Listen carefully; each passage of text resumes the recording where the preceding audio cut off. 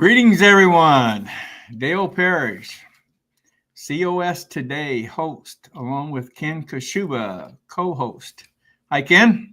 Hi, Dale. How you doing? Good, good. Happy New Year, everyone. As you can see, it's a new year, a new name, COS Today, a new look, and I was hoping the plan was for Ken to have the same background as me, but I don't know. My studio isn't complete yet, Dale. I'll tell you, in this business, well laid plans you just never can tell. Never can tell. And how much snow did you get today, Ken? 8 inches. I don't want to talk about it. So this is Ken had trouble getting on tonight, along with the snow. So this is not a good day for Ken, I would say, probably. No, I did a lot of things today I wasn't planning on doing, I know what you mean. I know. Well, I'm glad you made it in finally, Ken. And as you all saw, we have a new logo to sign in with, beginning the broadcast, and we've got some new things planned for you. So this is our first live stream for 2025, and we're going to focus tonight on upcoming things, plans for the new administration that are going to happen. And I thought we would this first broadcast, this first live stream, we would dedicate it to the new plans coming up by the new administration. I also want to mention, of course, today is January 6th. And you know what that means. And we want to keep in mind and in our thoughts and prayers all the J6 prisoners and families that are involved. We've been focusing on them, and we're working on talking to some people, more people that are involved in the pardoning process. So hopefully I'll be bringing some more information to everyone as the month goes on. But yeah, this is a special day to keep all those people in our thoughts and prayers. So, Ken, why don't you lead us off and tell us about that QR code up there? That QR code up there, I think hopefully people are starting to see and know more about it. It is the way that you can show your support for COS Today. It is a way to take your smartphone out and scan that little QR code and just put in your name and email address, and you'll become one of our subscribers.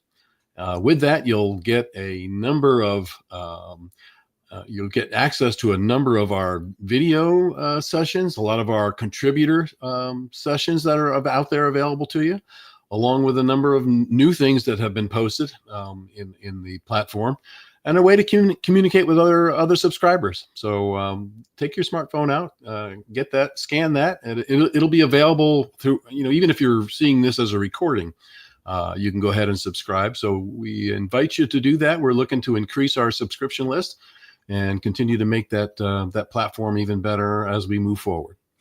Our subscription list is growing, isn't it? And we're getting new people all the time. And at this point, we'd really like to see it take off here in 2025. Yeah, definitely. We got some more plans for that group of people.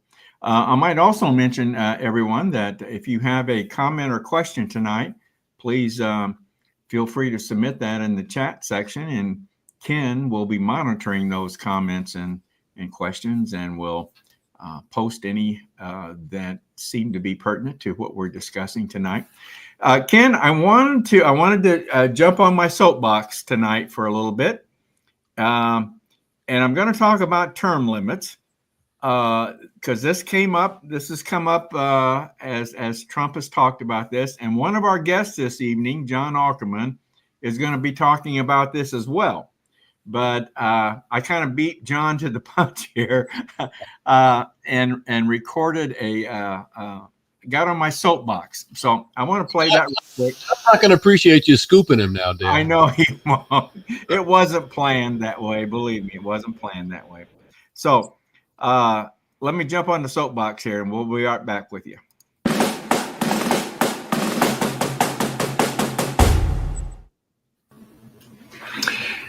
Greetings, everyone.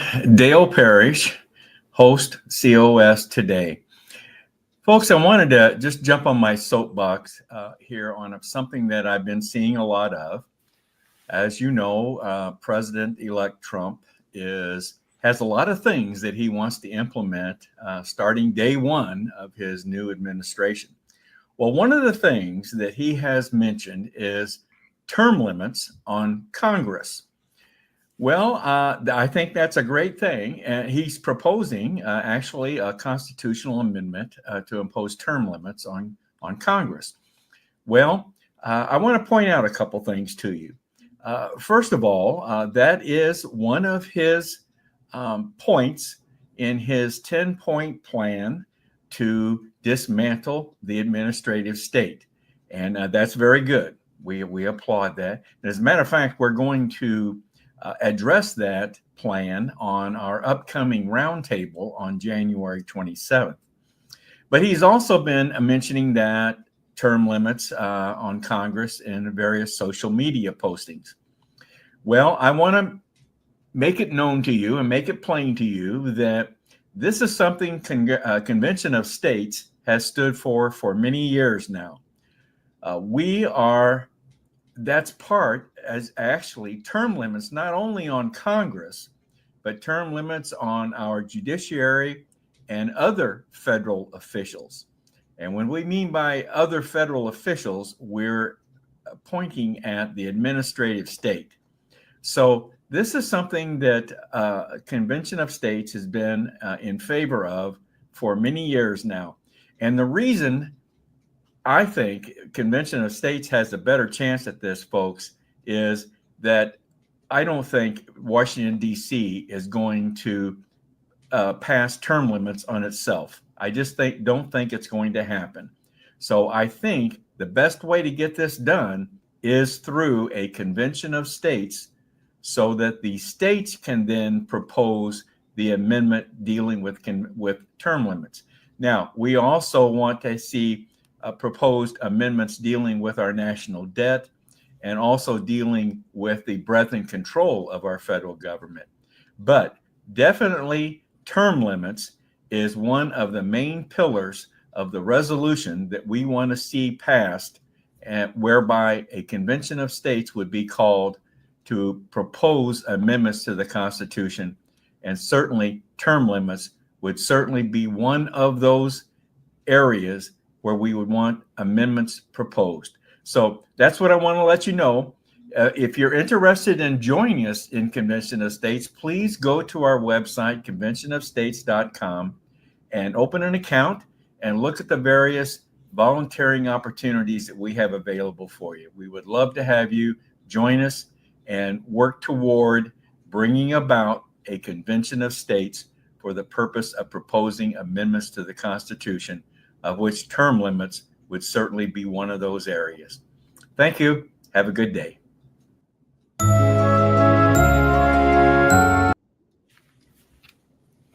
All right. Well, I just wanted to jump on the soapbox, and I'm sure John's going to have more to say about this tonight. I think this is one of his areas of focus on as far as the 10-point plan to dismantle the administrative state. But I won't say anything more. I think you laid it out very well, Dale. We'll see what John has to say. Yeah, well, let's see what else John has to say. Well, the first, as I mentioned, we wanted to dedicate tonight to talking about plans, things that the Trump administration has planned to do. And the first guest that we have tonight is Gary Harbaugh. And Gary recently, Gary handles our Debt Avalanche series very well. And recently we had Gary come on and talk about the DOGE, the Department of Government Efficiency, headed up by Elon Musk and Vivek Ramaswamy. Am I saying that right? I think. Yeah, you got it right. That's a tough one, but you got it. And I wanted to bring Gary on tonight, and because I wanted to ask him specifically about Elon Musk. So before I go any further, let me bring Gary on here. Hi, Gary. Greetings, gentlemen. How are you?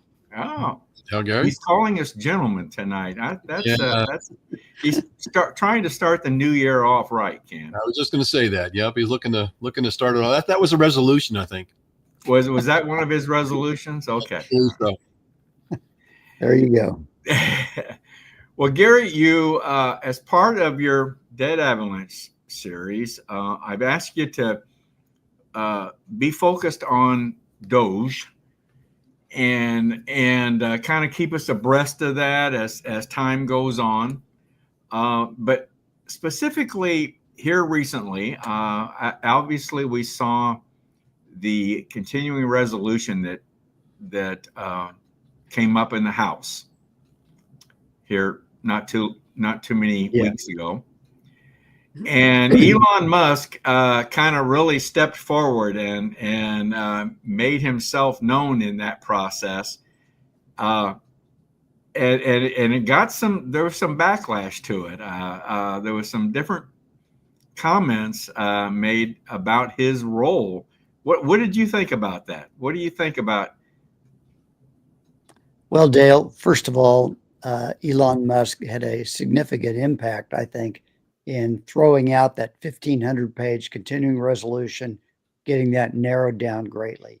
He was on X, formerly known as Twitter, many times, many posts, and he used some strong language. He called it things like criminal and horrible, reckless, things like that are words that tend to motivate people. And so a lot of people, I think, probably responded by contacting their, congressional representatives and saying, hey, you should be against this.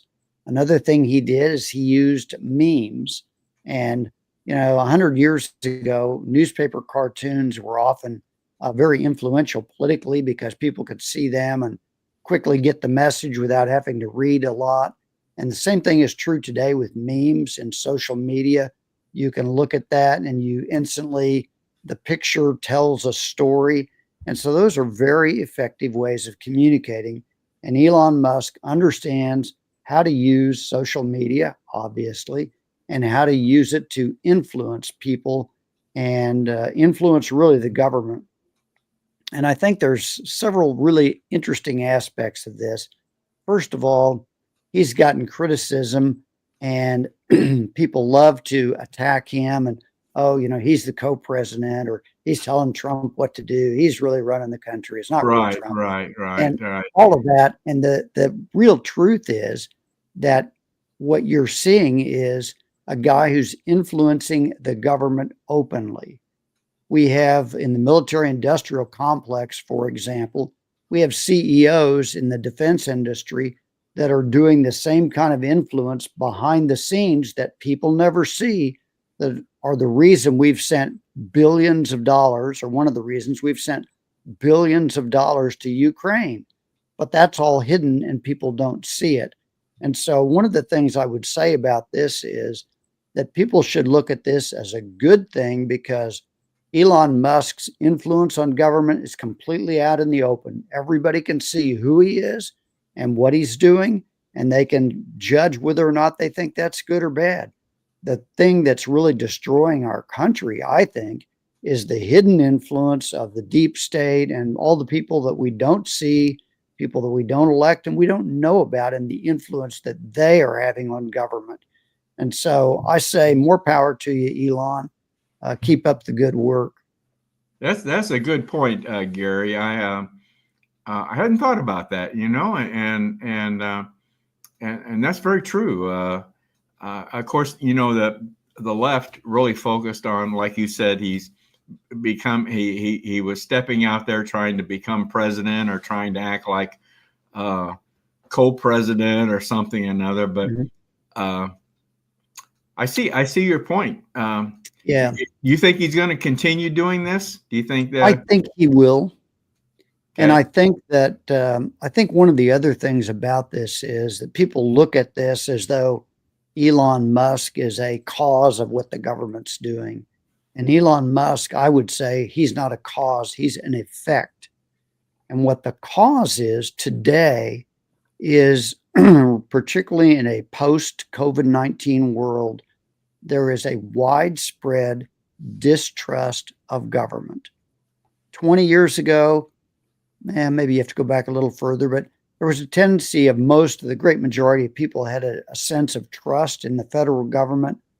Over the years in the post 9/11 world, the passage of the Patriot Act that essentially allowed the government to spy on its citizens, and then the COVID-19 where they tried to brainwash us, everybody into staying home, taking an experimental, jab, and all these kinds of things that caused a distrust of government. And today, the millions of votes that Trump got in the election are partly a reflection of a distrust of the federal government as it currently exists.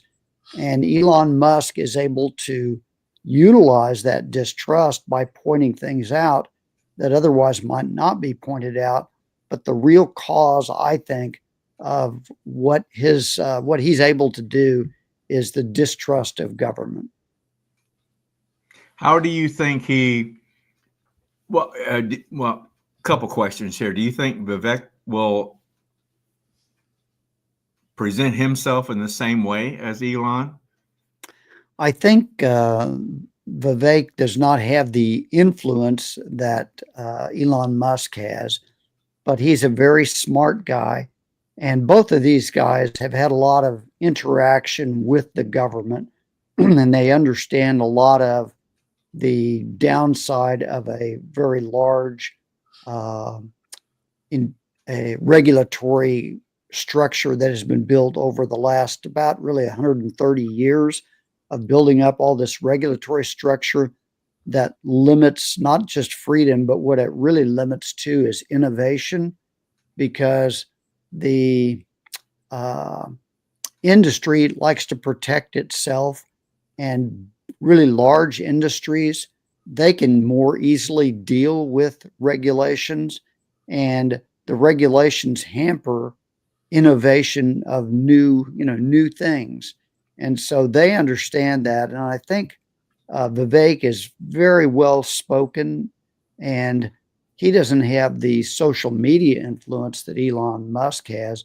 But if you listen to him, he is really good at enunciating the viewpoint he has about the overreach of government and why government is too big, does too many things, and why we need to put limits on the government, which really all of that ties right into the whole Convention of States project and what we are trying to accomplish. Right. How do you think Elon will be presenting himself and his opinions and recommendations? Will it be through X, or how do you think there'll be a way for him to? Well, I guess this pertains to not just him personally, but the whole Doge effort. How is that going to be made known? I think that what they will do through Doge is going to be very public in the sense of they make these recommendations. What they also have, or what Elon has in particular, is this platform of saying that can promote the idea that if he says we should eliminate the Department of Education, just as an example, if he says that, he also has through social media, and Vivek ties right into that in terms of his ability to articulate this view. They can explain that to the public in ways that are going to make it resonate with millions of people. And that's what it's going to take to get really big things done, is widespread public support for doing things. Right, right. Very interesting. It's going to be fun to watch, Gary. It absolutely will. We have a front row seat and we love it. We sure do. Gary, I want to thank you for coming on and giving us your insight on that. So look forward to seeing you more often.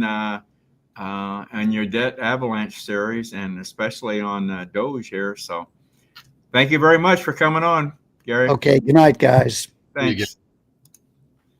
Very interesting. I'm glad Gary's going to be watching that for us. So that's going to be an interesting, as you said, an interesting watch going forward. yeah. Well, I'm going to be bringing John Ackerman on here now. John, we've asked John to take on Trump's 10-point plan to dismantle the administrative state.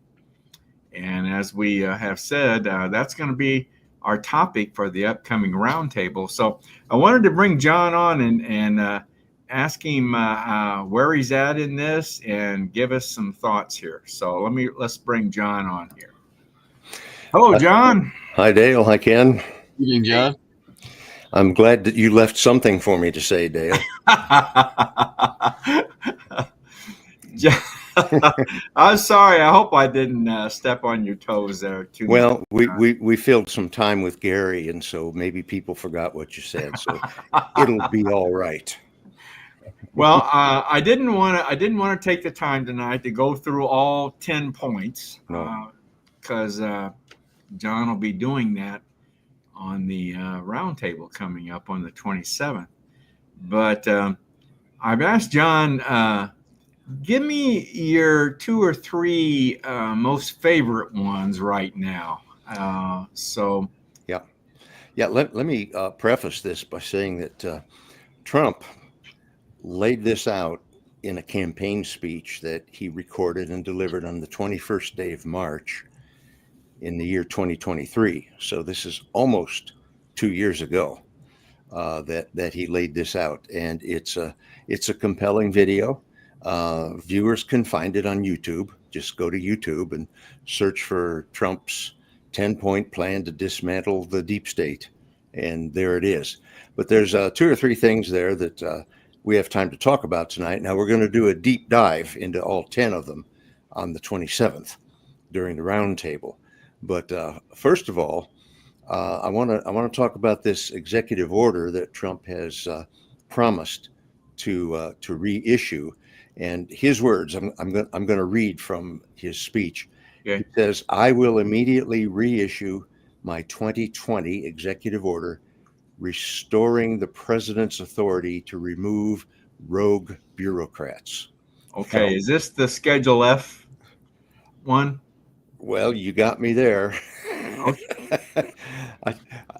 Okay, I maybe I jumped ahead of you here, but I think this is the ability to remove people, right? Yeah. That's what this. Go ahead, John. I'm sorry. The Schedule F is the more technical thing, and I haven't studied that, so I don't know the mechanics of how it's going to work. But Okay. you know, these civil servants used to be mistreated, and when a new president came in, they'd all lose their jobs, and so to provide some job security and so on, you know, Congress passed the civil servants protection measures, and our civil servants, you know, kind of deserve some job security, but they seem to have lifetime tenure now. Right. And when they go rogue, and for example, when a federal bureaucrat actively works to undermine the will of the people as expressed in the election of the president, they need to be brought to account.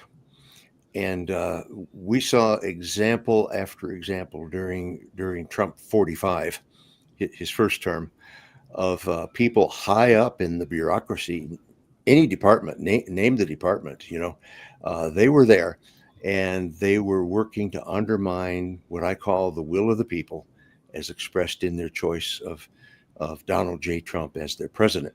And so he's promising to reissue that executive order. Now, that's a good thing, but it needs, in my opinion, it needs to go a step further. Congress needs to codify this. It needs to be written into the United States Code. They need to make it a law that any employees of the federal government who don't support and promote the policies of the elected president just need to be given their pink slip, their walking papers. Yeah. And so that's the first thing that I'm looking forward to. The day that he signs that executive order, and maybe when somebody writes a bill and introduces it in either the House or the Senate, and let's see if we can get that done. And this is well, all these are great examples, but this is a perfect example of getting into the deep state and cleaning out the deep state. So that is the deep state, these that is the entrenched deep bureaucrats. state. Yeah. And lifetime tenure. You know, the only people now who have that are college professors and federal judges. You know, Yeah. they get appointed and they're there forever. Yeah. You know, Yeah. so okay, so that's my first one. Okay. The second one has to do with moving parts of the federal government out of the swamp, out of Washington, D.C. And I Okay. don't know I'm what calling this decentralizing the federal bureaucracy. Okay. Okay.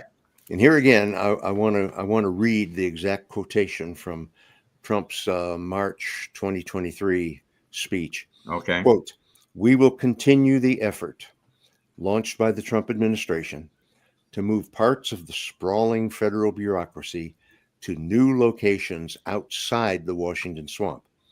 Just as I moved the Bureau of Land Management to Colorado, as many as 100,000 government positions could be moved out. And I mean immediately out of Washington to places filled with patriots who love America. And they really do love America." Close quote. Okay. You know, I'm a follower of Victor Davis Hanson, great intellect, Right. strong conservative. Yeah. And he has made the point many times in his writings and in his podcast, which he does 4 podcasts every week. And it's a little hard to keep up with all that stuff, but with all that podcasting. But Victor Davis Hanson has given the example that the FBI needs to be about in the center of the country, not in Washington, D.C. Uh-huh. And you know, there's this ongoing conversation about FBI headquarters needs a new building and, you know, this, that, and the other thing. And if they would just tear down the J. Edgar Hoover building that's there in D.C. and build a new headquarters out in, say, Kansas City, Missouri, or Anderson, Indiana, where I happen to live. Oh my, I don't know about that. Okay. We're not quite in the middle of the country, but No. but to move these people out so that it's not such an incestuous family, because a high-ranking official in one federal department is married to a high-ranking official in another federal department. Right. And that's one example. And there's just reason after reason to move large parts of the bureaucracy out of the swamp, put it out in the country. Bureau of Land Management in Colorado, beautiful move, you know, what Trump already did. And so that's the second of the 10 points that I have time to talk about tonight. Not to mention the greater access that people would have to these departments Mm-hmm. when they're out of Washington D.C. and out you know, in the middle of the country, you greater access to them, and Yep. and not to mention the economic impact of on those areas. So Yeah, and I think this is a great idea. Yeah. and the chance to fill those agencies with grassroots people, you know, Right. real patriots who love the country and who know their work really well, not just the Washington D.C. incestuous family where it seems like everybody is a second cousin. I'm making that up. That's a metaphor, but you know what I mean. You know what I Sure. mean. Sure. Everybody who's anybody wants to work in Washington D.C. Well, let's move as many of these agencies out of the swamp as possible. So I like that. Yeah. That's the second of his 10 points that I wanted to talk about tonight. Okay. Ready for the third one? Yeah, I think we all know what the third one is here, but go ahead. Go ahead. We got a prelude to it. And again, this is quoting from his speech. Quote, "I will push a constitutional amendment to oppose term limits on members of Congress," close quote. Now, that's right in line with Convention of States resolution. You know, there are three kinds of amendments that we're proposing for the Constitution, and one of them is term limits on all federal officials. And when the convention happens, we'll see what they come up with. But I'd like to see term limits on the House and on the Senate. There's no need to have 85 and 90 and 95-year-old men and women in the Senate or in the House of Representatives. It's calcified. And we in Convention of States also want to see term limits for the federal judiciary. I mean, there's just no good reason that anybody should serve on the federal bench as long as they live, unless they get old enough that they want to retire, you know, before they die in office. Mm-hmm. And so term limits is the ticket, baby. And personally, I can't speak for Convention of States, but personally, I'd like to see term limits on these bureaucrats, these entrenched bureaucrats. You know, once you've served in an agency for, you know, 8, 10, 12, 15, 20 years, maybe that's enough, you know. And they all complain about, well, I can't make money. So go back into the private sector and make your money if that's what you want to do. Well, like I pointed out in my soapbox segment, is that I think the only way this is going to come about is through a convention of states, because they're not going to. Congress is not going to vote. Not going to pass this themselves. Congress will never do anything to limit its own power. Right. Right. That's a fact of life, you know. Yeah. I saw a recent article on this particular suggestion, this particular idea on congressional term limits, and just the impact. If you took the current Congress and the impact that would have, you know, if you adopted like 3 terms in the House, a limit of maybe 2 terms in the Senate, how that would impact the current makeup of Congress. Mm-hmm. About a third of them would be gone. You know, they would be limited out.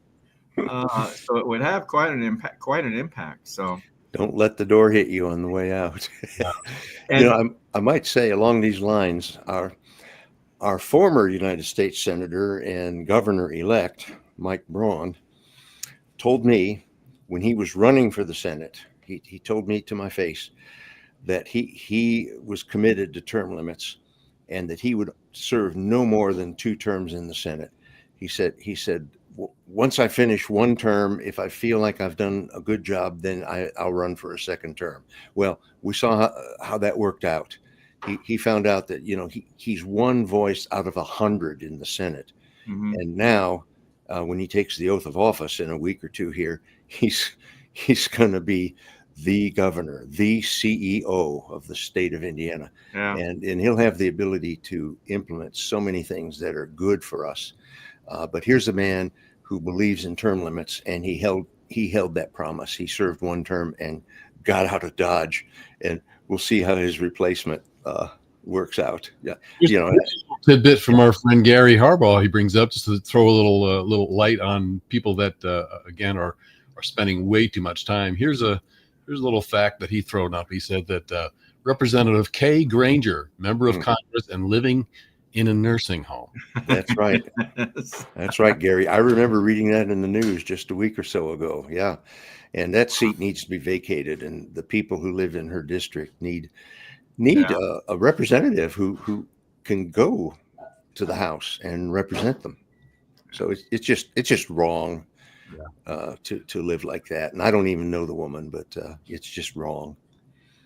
All right, John, thank you very much for this. I hope you struck. I hope you've generated some interest in this 10-point plan. I'm looking forward to coming back in 3 weeks and hosting the roundtable. And as I already said, we'll do a deep dive into the 10 points, and we'll have. Do you think we'll be able to cover all 10 of them in this roundtable, or are we going to have to do more than one round? We might have to make it a part 1 and a part 2. We've done that sort of thing in the past. Yeah, I think that would be great. Yeah. Okay. John, thank you very much. Thank you. Good night. Stay warm. That was interesting. I'm really interested in this 10-point plan and just how far it's going to get. Yep. Looking And, forward to it. Looking forward to it. It ought to be good. Well, we've gotten to know Brett Sturley very much here on COS today. Brett is the COS State Director in Missouri, and he has graciously served on our roundtable panel for the past 2 or 3 months. And so I've asked him to become a contributor for COS today, and he's agreed to do it. And I've asked him to take on the Trump economic plan, Trump's plan for our economy. And once again, it has many aspects to it, but I've asked Brett to focus on 2 or 3 particular parts of it. So he's agreed to do that. So let's bring Brett on right now. Hello, Brett. Hello, Dale. Hello, Ken. How are you doing? Good. Good. Hey, Brett, how you doing? Great. Brett, thank you for agreeing to be a contributor for COS today. Well, I appreciate the invitation. It's always great to join you and your listeners.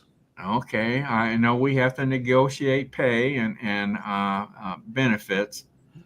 You've told me the check is in the mail, but you've been blaming the poor mail service on the holidays. So we're clear of the holidays now. So I'll expect it to show up here this week. That seems to be a common problem amongst all of us in COS. It just never seems to. Those things just never seem to get to us, do they?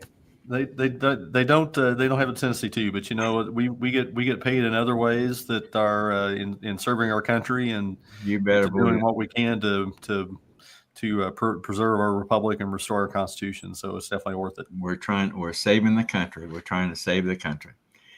100%. Brett, I've asked you, like I was saying, to address the Trump economic plan, and you. Once again, this is a plan that has many aspects to it, but you picked out 2 or 3 particular topics that you're interested in. So I'd like for you to give us your comments on the 3 that you had picked out. Well, I appreciate that. Yeah, it's Donald Trump has released a pretty extensive and comprehensive plan, and really, I think in the run up to the election, I don't really know of any other president that I can remember in my memory during his campaign that has been so specific in exactly what his programs and his plans and his policies are going to be as President Trump. So maybe there's a correlation there because he did win a pretty substantial victory in November. So maybe that might be a clue for.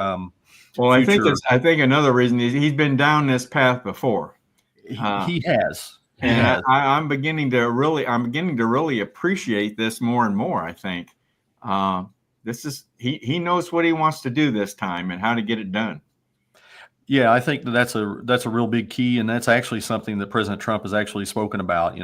He said, when he came to D.C. the first time, he didn't know who the good people were, the bad people were. He's like, I know who the bad people are now, and I know some of the obstacles. So it'll be interesting. He's assembled quite a team between the Doge with Elon Musk and Vivek Ramaswamy and his cabinet picks. I think it's tremendous.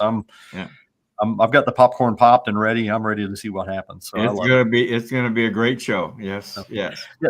So the first part of his economic plan that I wanted to address is immigration. Okay. And immigration is a big part. And at first blush, you may not really think that immigration really affects the economy, but it does. I just want to throw one thing out there. The cost of the taxpayer as far as for illegal immigration. Now, there are studies and there are numbers all over the place.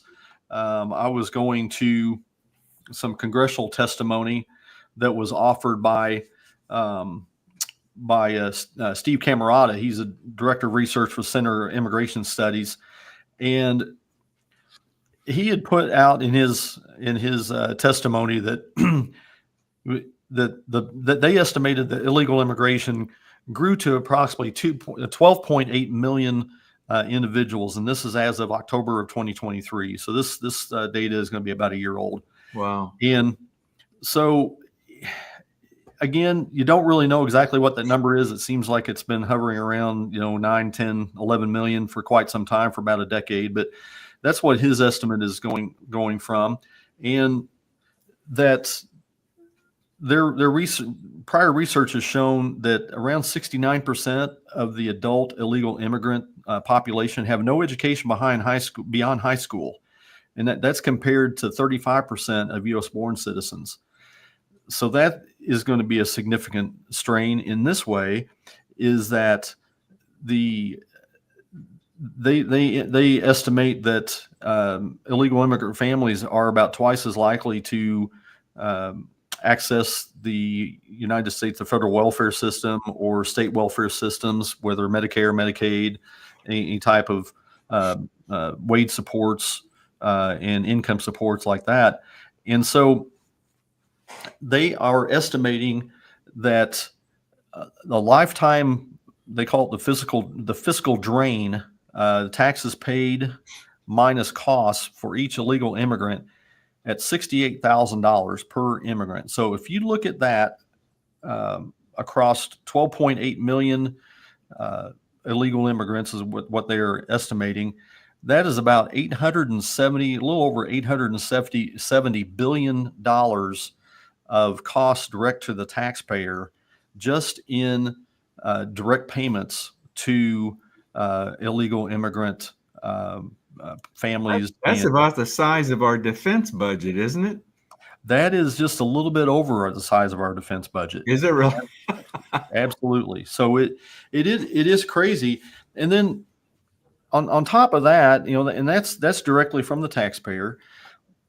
There is also an impact on American worker wages, and whenever, and again, the studies kind of have a little bit of a spread there. I think a lot of it depends on what they want to prove at the end of the study. But simple supply and demand is whenever you increase the supply of something without increasing the demand, you have more workers chasing the same number of jobs. That is going to decrease the wage, the hourly wage, Right. and earning potential of those workers. Right. Yeah, that's just simple economics. And there are a couple of caveats there. Those workers have to be searching for the same job. So if you look at the illegal immigrant population in general, they are lower educated, lower skilled. We've heard, John McCain was saying that, we have to have illegal immigrants because who's going to pick our lettuce? I mean, which is one of the most racist things I've ever heard in my whole entire life. And just one of many problems I have with John McCain, but well, that's for a different show. But whenever you look at these immigrant workers, a lot of them are going to be competing for entry-level jobs. And if you look at who that penalizes the most in our population, it's really a lot of tends to be more inner city minority workers in low skilled workers. Maybe somebody just coming out that has their high school degree, wants to go out and get their first job, and they're going to be competing with possibly an illegal immigrant for the same job. And so that's going to decrease the number of opportunities because there are only so many entry level jobs that are out there. That's going to decrease their opportunity to actually get that first entry level job and start climbing that rung of the ladder of success that our American free economic system has afforded so many. So to me, that is, that's a direct negative impact on our native born population. And apparently apparently, I guess Americans won't do higher level jobs either, because now we have this H1N1 visa program, or H1N1. That's a virus, isn't it? The H1B H1B. visa program for higher level technical skills. And it is very much true that the American educational system is not churning out the STEM graduates that we need. You know, the science, technology, education, and I think in mathematics. And you know, that is a problem of the American educational system. But I think that you know, the H1B visa program is alleviating that, but it's kind of dismissing and not making us address those issues of turning out those higher level STEM graduates to compete with those higher technical degrees. Okay, Brett, let's move on. We got about 5 minutes here. Well, I will go through, and the next is inflation, controlling inflation, and you know, this is one thing. Inflation is, Milton Friedman pointed out, inflation is created by the federal government. The federal government is the only entity in America that has a printing press, and whenever you keep on printing dollars, more and more dollars, and the supply is, again, this is supply and demand. When you have a higher supply of dollars going after chasing the same number of goods, then that is going to raise the cost of those goods. Why is that concept not understood? I don't.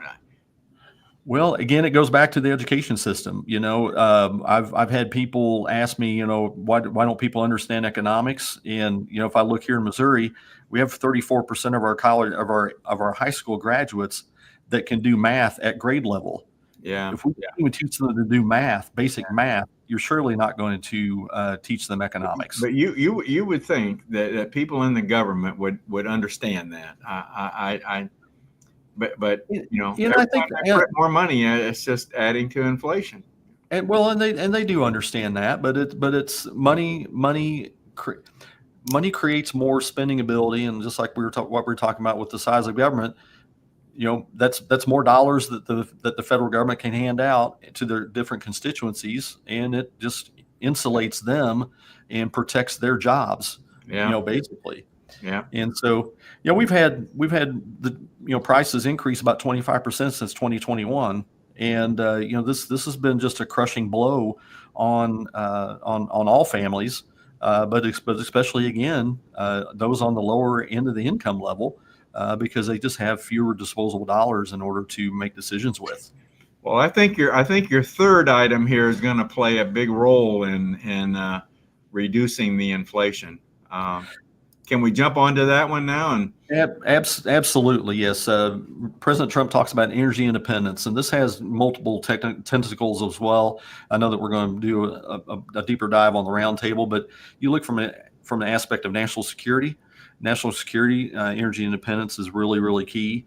I mean, if the less that we're dependent on foreign countries for, you know, our basic energy needs and to produce our goods and services, you know, the more secure our nation is, and that is a direct effect on national security, and also just lower energy costs.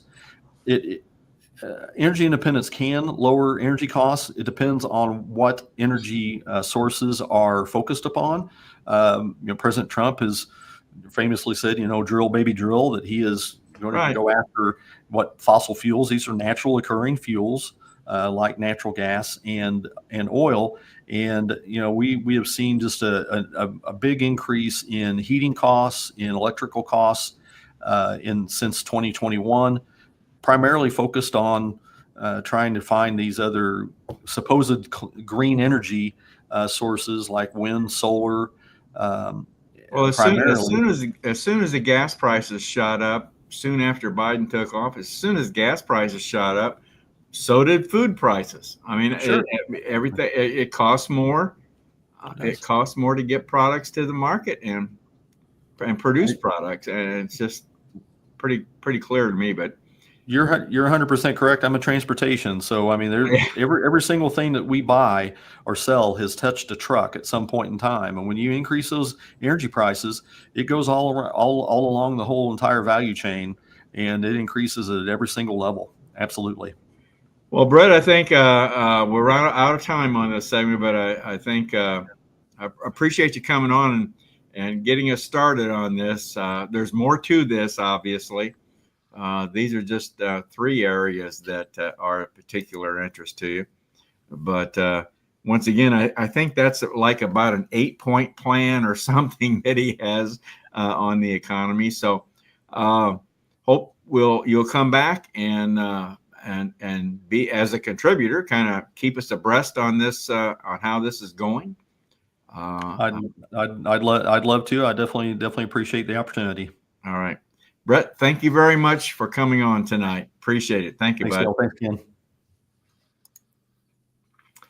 Boy, those were good reports, Ken. I think we got a, and there's more that we're not even getting into tonight, and we will be as time goes on. But It's gonna be a heck of a year, Dale. It's gonna be a heck of a it year. is. It's going to be at one heck of a year. That is for sure. Yep. Well, let's talk, Ken. Let's talk about kind of start wrapping up here, and let's talk about our next COS today, which will be 1 week from tonight on January 13th. We're going to highlight an interview. Actually, you came across this, Ken. Right. This was, am I correct? This is an interview with our leader, Mark Meckler, on Breitbart News. Am I correct? Yes. The broadcast Breitbart News Daily, which kicks off bright and early at 6 a.m. every Monday through Friday. I happened to be listening and found out that the host there, Mike, was going to have something on the Convention of States. So I tuned up and tuned in and found out it was a really just a good interview. So you're up at 6 a.m. I can start texting you then at 6 a.m. I didn't mean I was up at 6 a.m. I see. I have that as a recorded availability. So I see. I thought maybe you were actually available much earlier than. I'm starting to tune in a little bit closer to 7:30 or 8 o'clock usually. And I just start from the beginning. Anyway, so Ken was able to capture this. It's an audio. It's all audio, but Mark, it's a very basic interview. It's what's Convention of States about, and Mark goes through it. And I think the gentleman that was conducting the interview, Ken, it sounded to me like he truly did not know about Convention of States. No, he had no. He's ever heard of it. So yeah, right. And he was, I judging from his voice, it sounded to me like he was really learning some good stuff. I think he got excited about it. Yeah, he did. And we'll also have John Ackerman give us another episode on Truth to Tamara. That's something he's just recently started, as well as a COS Basics, another COS Basics from John. And as we've mentioned earlier this evening, the next roundtable is going to be January 27th. And as John stated, and when we had him on earlier, we're going to be talking about the Trump 10-point plan to dismantle the administrative state. So our panel of state leaders will be involved in discussing that and dissecting that. And I'm sure John will get that. We'll all get assigned certain points, I'm sure, to discuss. Again, this might take more than one part, so we may be doing this also in February. We'll see how it turns out. Great. All right. Good. Yep. Also, definitely want to mention that anybody that has a question or a comment after our broadcast this evening, feel free to drop us an email at raiseyourvoicecos@gmail.com. raiseyourvoicecos@gmail.com. So that's how you can get in touch with us via email. Well, Ken, I'd like to play another episode of COS Basics from John Ackerman. This is number 29. It's called One Vote. Mhm. And then after that, we're going to close out. Maringo Mike has given us a little piece, a little video to close out. And Maringo is going to invite viewers and listeners to join Convention of States. So, Do you need me to load that, Dale? I see it. You no, I don't have. have that. I have that. I Okay. have that here. All right. So, but stay close by, Ken, just in case. In case, yes, I know. I think I've got that. I think I've got that set up all right here. So, Okay, good enough. so everyone, thank you for tuning in tonight. We'll go through these last two videos here for you, and then automatically sign off. So, Ken, I hope did you get all the snow shoveled in your driveway? Yeah, I got that done, and I had to do a neighbor across the street. I got an elderly lady who lives across the street who Good for you. Good for you, man. had her driveway done too, and yeah, had a little bit of had a little mishap. I'll talk to you about that later. Just one of those things. All part of this day that you've had, huh? Part of this day that I've had, yeah, a slight injury that just put me behind. So yeah, Oh my. we'll deal with it. All right, Ken. Thanks a lot, and good night, everyone. We'll see you a week from tonight on COS Today, 7 p.m. Eastern. Good night, everyone.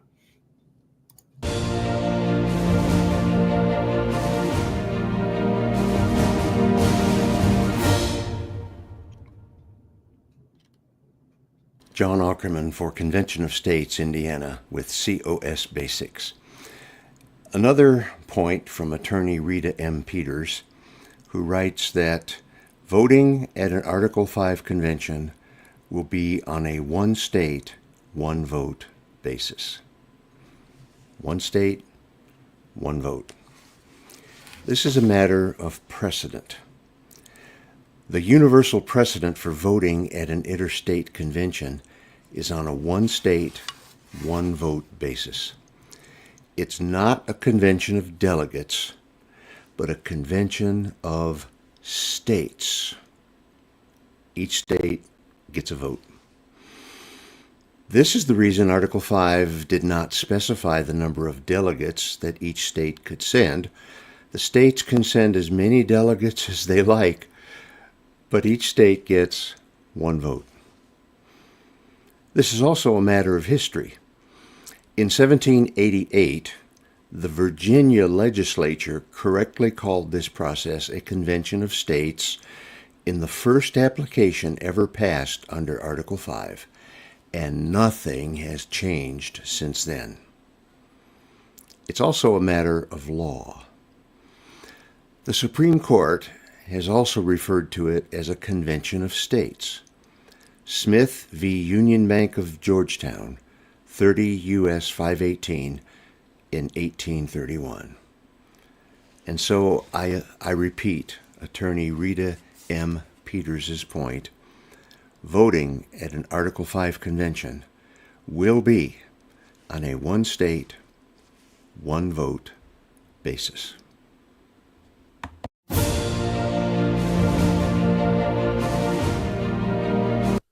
Marengo Mike here with a reminder that our work to raise the bar on making our federal government accountable to the people is only halfway done.